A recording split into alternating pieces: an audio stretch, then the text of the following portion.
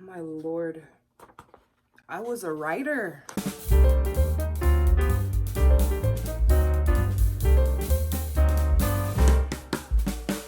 Hey, it's Mars, and I'm back with another video.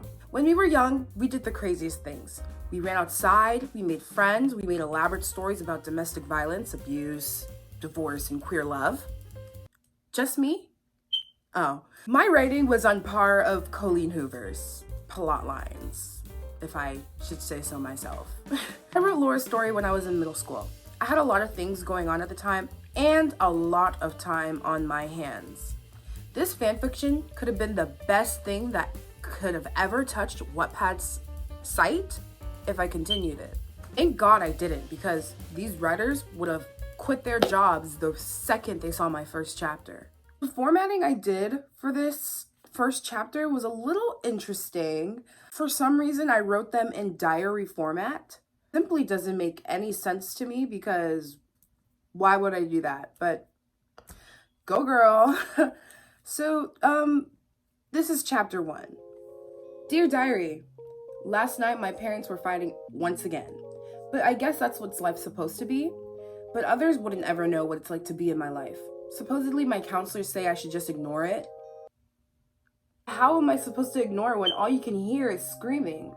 One day, these counselors should take the time to see how it feels to every day for kids like this. But still, this problem has to be resolved one way or another. Either way, this is my life. Sincerely, Diana. I'm gonna have to censor myself because YouTube has lost its mind. Chapter 2.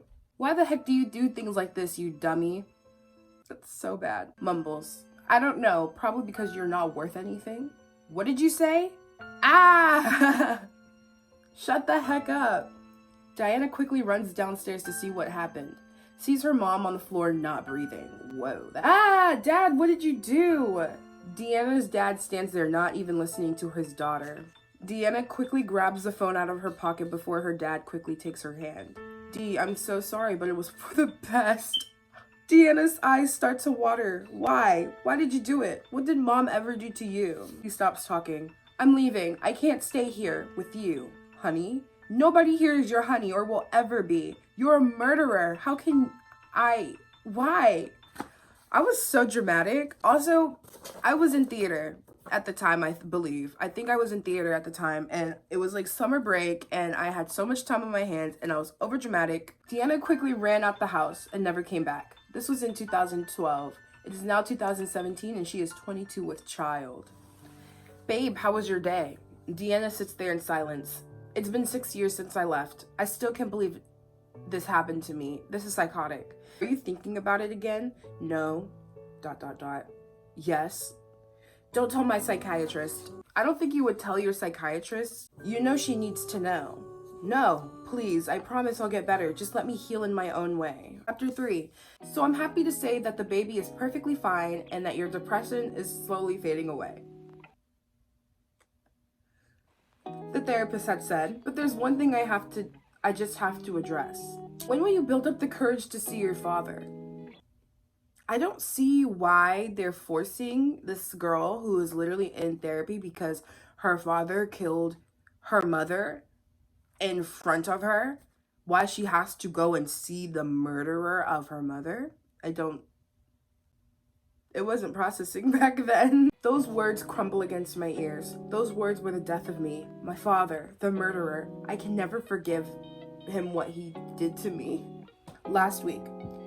Hey Dee, it's Henry, your dad. I just wanted to check up on you and see when you wanted to meet up. Well, call me when you're free. I still love you. I think he should be in jail. 22 years later, I think he should still be in jail. Personally, personal preference, I could be wrong. That was the 50th time he's called this month. Won't he get the point? I don't want to see him ever. One day maybe he'll understand, but now he's just being a pain in the butt for me and Spencer. Back to present. So when will you see him? He's been asking me for days now. I didn't mention this. Why does the therapist know about her baby? I did not know that the therapist was half therapy, half OBGYN. I didn't know you could get an ultrasound at your therapist's office. I'm sorry. Miss Cooper asked again. When I die, I mumbled. I said it quietly because I know I knew if she heard me, she would tell my husband. Then a whole thing about my cussing problem would come back. I don't understand how cussing is a problem. I mean, except on YouTube, because if you cuss here, you get demonetized. They think I can get better. I think not. Not at all. Miss Rowe, can you please repeat what you just said? No, I'm sorry. I was just clearing my voice. There's no problem, I stated very quickly. Well, our time for today has ended. I will be seeing you on Thursday, Miss Cooper said as she exited the room. She would always leave the room before I would, so she would let me think. Hey, hun, how was therapy? Spencer asked. It was great, I guess, I answered. You know what? Let's get out. I want to take you out on a date, just like the old times. You know my kids will never get to know who their grandma is on my side? It's just hitting me. Everything that this bleep caused has now unfolded.